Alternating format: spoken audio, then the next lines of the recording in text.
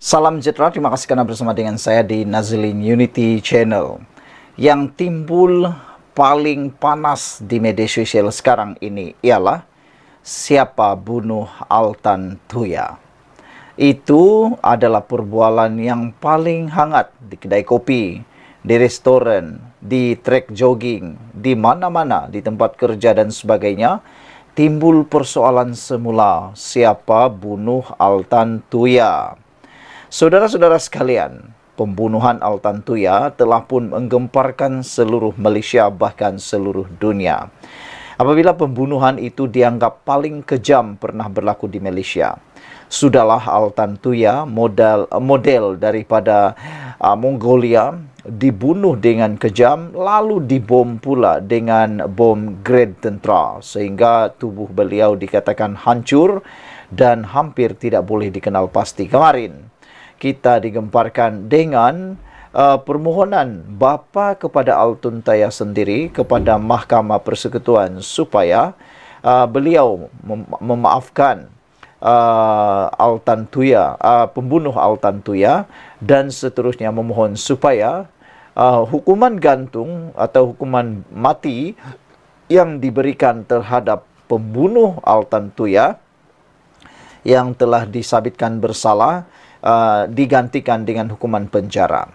Dengan adanya pembaharuan hukuman, pembebasan hukuman mati kepada yang telah disabitkan bersalah itu, mula timbul semula tanda tanya. Siapa dalang pembunuhan sebenar Altan Tuya? Siapa yang arah pembunuhan tersebut? Dan menjadi tanda tanya besar, apa kaitan dengan orang-orang yang ada di Malaysia, khususnya orang-orang besar. Hari ini kita digemparkan sekali lagi dengan pengakuan daripada Najib. Beliau kata, saya tak pernah arah bunuh Altan Tuya. Wow. Sehari selepas pembunuh Altan Tuya dibebaskan daripada hukuman mati, sehari selepas bapa kepada Altan Tuya memaafkan pembunuh Altan Tuya dan memohon supaya pembunuh Altan Tuya tidak dihukum mati, tiba-tiba Najib tampil memberikan pengakuan mengejut ini. Kata Najib, saya tak pernah arah bunuh Altan Tuya. Apabila Najib membuat pengakuan begini, mula timbul semula persoalan lama. Bahkan seperti mengorek ataupun menimbulkan luka yang lama. Apabila bekas Perdana Menteri Najib Razak sekali lagi menegaskan dia tidak terlibat dalam pembunuhan wanita Mongolia Altan Tuya Saribu. Katanya, dia tidak pernah mengenali Altan Tuya, tidak pernah berjumpanya, apatah lagi mengarahkan pembunuhannya.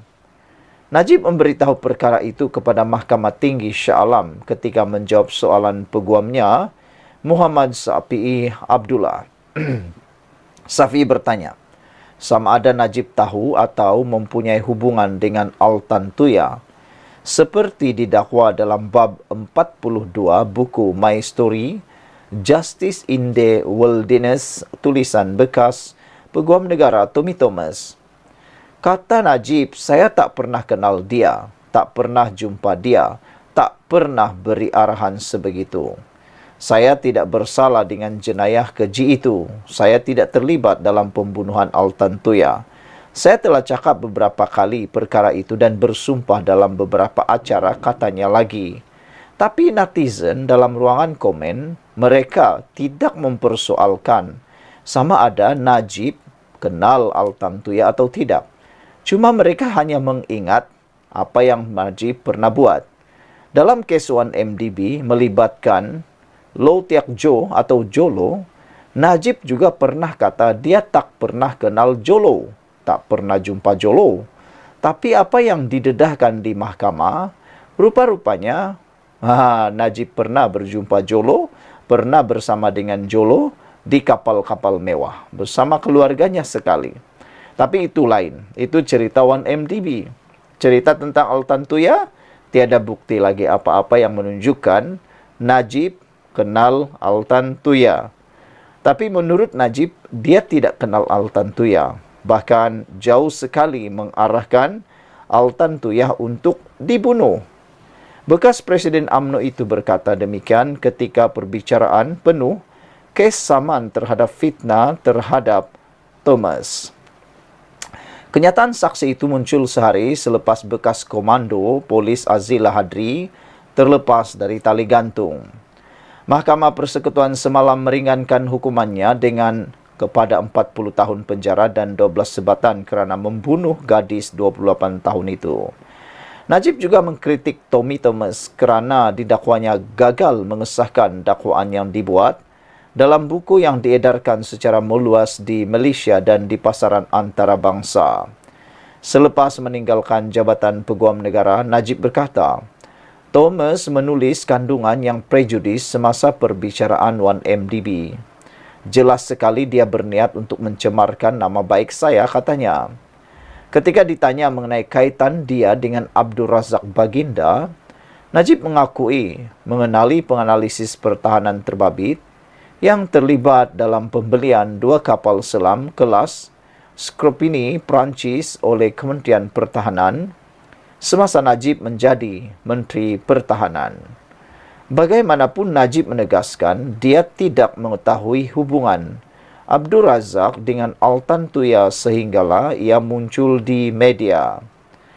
Perbicaraan ditetapkan untuk disambung semula pada 30 Jun tahun depan di hadapan Hakim Hadijah Idris.